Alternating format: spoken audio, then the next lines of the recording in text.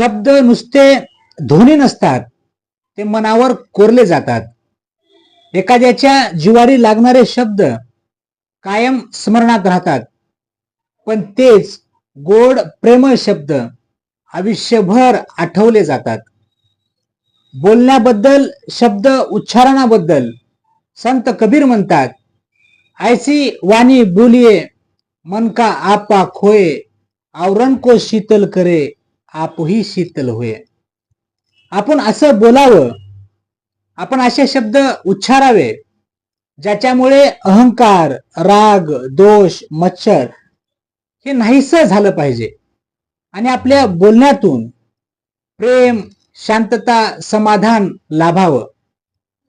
खर तर ज्यावेळेस आपण आपल्या बोलण्यातून एखाद्याला सुखी, समाधानी, शांत करतो, त्यावेळेस आपल्या आतही अशी एक भावना जागृत होते आणि आपलं मनही शांत, सुखी, समाधानी राहतं. संत म्हणतात, शब्द हे शस्त्रासारखे असतात.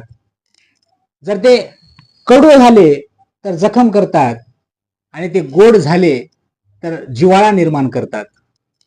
म्हणून असे शब्द वापरावे, आपण असा शब्दाचा उच्चार करावा की आपल्या शब्दातून लोकांना आनंद मिळावा आणि त्या शब्दातून आपणही आनंद व्हावा.